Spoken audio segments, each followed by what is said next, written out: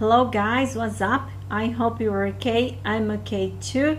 Como é que vocês foram de recesso escolar? Espero que tudo bem, terceira série, animados para o retorno.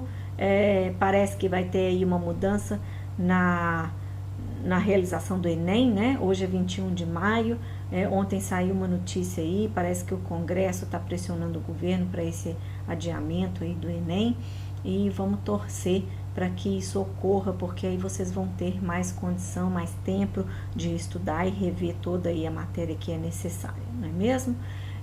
Estamos aí entrando na quarta semana de aulas remotas da Escola Educar e vamos dar sequência aí aos nossos tópicos gramaticais que estão compondo aí a apostila de vocês, tá bom?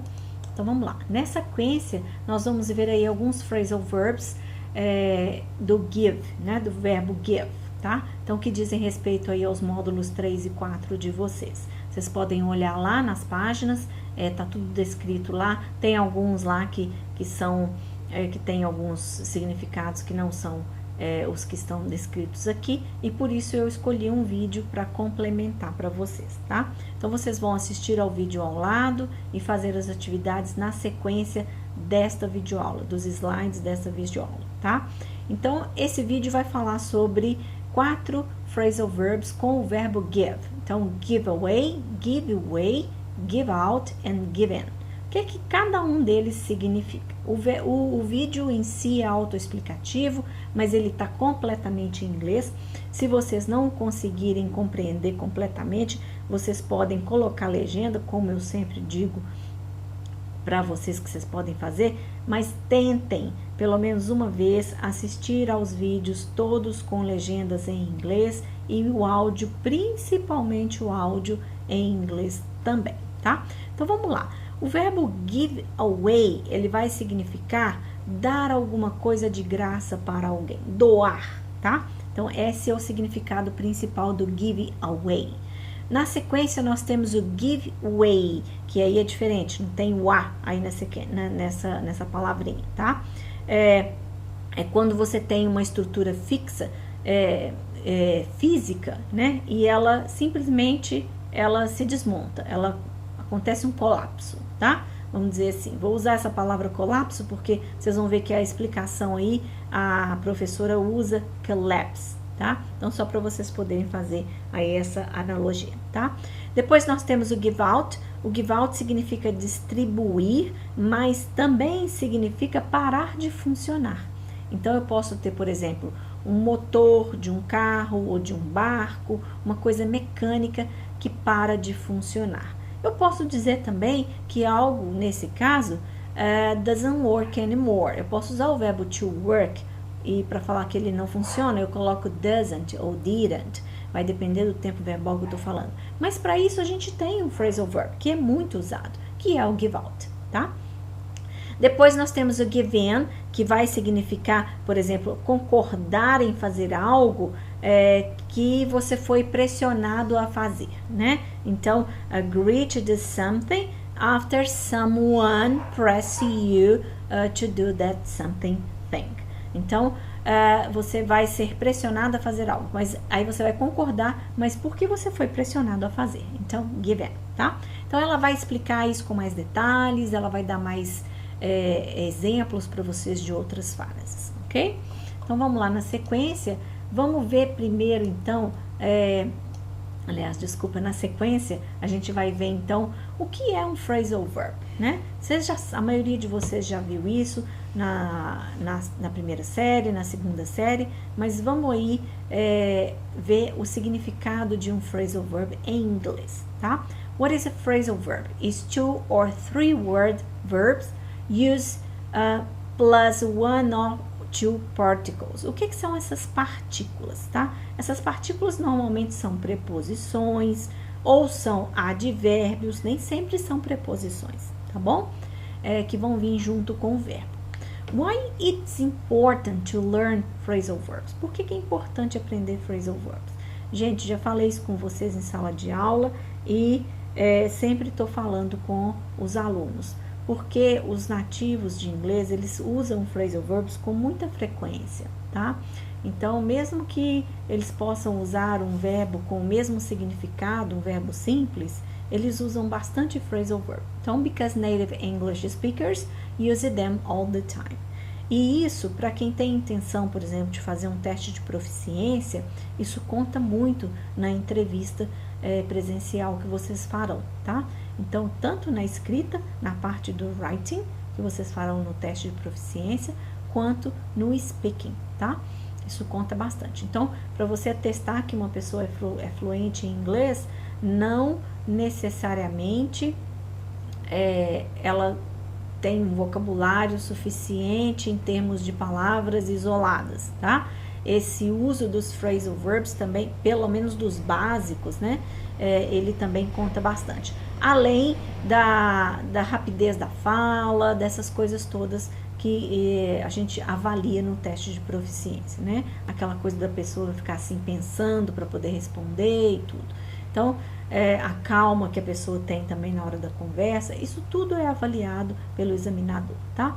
Mas o uso do phrasal verb, ele é muito presente nesses testes de proficiência. Então, se você tem intenção, e também ele aparece muito nas provas de Enem, nas provas de outras faculdades, e se você tem a intenção de estudar fora, também é importante que você aprenda phrasal verbs. Qual é a melhor maneira de aprender phrasal verb? Usando, tá? Tem que usar o phrasal verb. Então, se você tem o hábito de assistir filmes, assistam aos filmes com legenda em inglês, para vocês poderem ver como os phrasal verbs são escritos e o que eles significam. Vocês verão que o mesmo phrasal verb, ele tem, às vezes, vários significados, né? Então, não é só um significado, vai depender da situação, do contexto em que está sendo usado, tá? Então, aí nós temos aí, por exemplo, o phrasal verb keep up, tá? Keep up the good work, que significa continuar, manter. Então, mantenha o bom trabalho, que está sendo feito, obviamente, né? Temos um outro aí, I can't put up with my little brother anymore. Esse put up with, vocês estão vendo aí que tem duas prepositions, two prepositions. Então, eu tenho o put, que é o verbo, tenho up e with, duas preposições. Então, às vezes, o phrasal verb vai vir seguido de mais de uma preposição, como foi dito lá em cima na definição do phrasal verb. Então, eu não posso mais stand, suportar, tá? O meu irmão mais novo, eu não consigo mais suportar o meu irmão mais novo, né? Esse stand é de suportar. Então, put up with significa suportar. A mesma coisa do stand. Por que eu não uso stand? É mais fácil? Para nós parece lógico, mas para o nativo que usa assim, também é lógico, né? Então, temos outros tipos aí, ó. Exemplos, tá? We added up 3 apples. Now, there are 12. Então, nós adicionamos, added up, 3 maçãs e agora nós temos 12, né? Então, vejam bem, eu poderia falar we added 3 apples, né? Não, nós adicionamos sem o up. Para mim, não ia fazer diferença, mas para o nativo faz, tá? We won't disturb. You may come in. Esse come in é vir e entrar, né? Então, eu tenho aí dois sentidos quando eu uso. Come é vir e come in, você vem e entra no local, né? Então, nós não vamos perturbar, você pode vir e entrar, né? Outro, their grandparents brought them up because their parents were always traveling. Então, eu tenho aí um outro tipo de phrasal verb, que é o phrasal verb separável. Olha só, brought up, passado do bring up, né? Então, que significa o quê? Criar, né? Então, os avós deles, das crianças, as criaram porque os pais delas estavam sempre viajando. Então, eu tenho um phrasal verb que é separável, outros que não são separáveis, né? Caminho, por exemplo, não é separável. Eu não posso colocar nada entre o verbo e a preposição nesse caso, tá? Mas o bring up eu posso, né? E aí, vocês vão ver que às vezes, ó, sometimes the particle does not change the meaning of the verb. Então, e às vezes muda. Então, às vezes eu tenho lá o phrasal verb added up, que é adicionar, e eu tenho a preposição up, e ela não vai mudar o significado do verbo adicionar, tá? Mas quando eu tenho bring up, na verdade brought up, que é trazer, olha só, trazer com up virou criar. Então, às vezes, né? But sometimes the particle changes completely the meaning of the verb. Então, o bring up, que na verdade aí está como brought up, que significaria, só o bring significaria trazer, quando eu coloco a partícula up, ele muda completamente o sentido. Em vez de trazer, vira criar, né? Criar a criança, criar a pessoa, tá bom? Então, vamos prestar atenção nisso também. Por isso, principalmente, que a gente precisa estudar os phrasal verbs e seus diferentes significados, the different meanings, ok?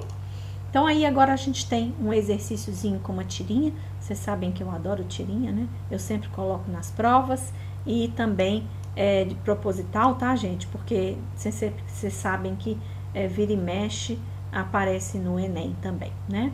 Então, aí eu tenho some questions and answers about the phrasal verbs e tenho o exercício aí. Look at the comic strip and translate all the meanings of all phrasal verbs presented on that and describe all the situation presented in this comic strip. Então, vocês vão pegar todos os phrasal verbs dessa tirinha. É uma tirinha só, tá, gente? Ela é uma sequência, ela foi feita propositalmente para aprender o phrasal verb, os phrasal verbs. Então, vocês vão tirar todos eles, vão anotar no caderno de vocês, vão colocar os vários significados, alguns têm mais de um significado, vocês vão colocar lá os significados e vão descrever para mim em português o que está acontecendo nessa comic strip, nessa tirinha, tá bom? A gente tem aí, além desse exercício da tirinha, a gente vai ter aí também que eu quero que vocês façam os exercícios da página 50 e 52, é o exercício de 1 a 8, tá? Para vocês poderem fixar esse conteúdo aí, tá? E lá nas unidades de aprendizagem da plataforma do Bernoulli, vocês têm a página referente ao módulo 4, o A04 do Simple Present e o Present Continuous. Dentro dessa pasta, que foi criada pela plataforma Bernoulli, vocês têm links de outras aulas no YouTube e outros exercícios também. Façam, gente, vocês vão fazer Enem, façam todos os exercícios que estão disponíveis para vocês na plataforma do Bernoulli, em todos os módulos da apostila, tá? Não fiquem só parados no que a apostila está apresentando para vocês, nas aulas que eu estou dando aqui para vocês. Utilizem de todas as ferramentas que vocês têm para vocês poderem aprender. No Enem, a parte de língua inglesa, para quem vai optar por fazer a língua inglesa no Enem, são 5 questões. Assim como no espanhol, também são 5 questões. Mas vejam bem, são 5 questões que fazem a diferença no montante, no final, na somatória das notas de vocês. Então, seja em língua inglesa ou em língua espanhola, procurem fechar a prova, tá? E para isso vocês precisam de vocabulário, phrasal verb faz muita diferença, sempre tem uma questãozinha de phrasal verb, sempre tem tirinha, sempre tem interpretação de texto, seja com letra de música, com poesia, sempre tem. Aliás, é o que mais cai, interpretação textual. E por isso a gente estava trabalhando tanto com letra de música presencialmente e a gente vai continuar fazendo isso nas videoaulas também, tá?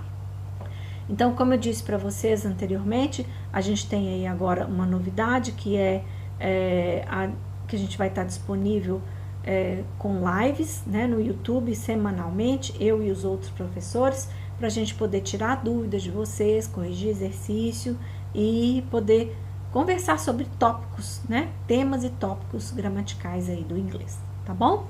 No finalzinho aqui, eu deixei para vocês aí um recadinho. Vocês vão marcar a presença de vocês nesta aula, acessando o formulário que está lá na descrição do vídeo. E se quiser, vocês podem deixar um comentário já com dúvidas, que eu vou anotando as dúvidas e a gente tira todas as dúvidas na nossa live, tá? Take care and keep calm, repeating the mantra. Everything will be alright. See ya, guys.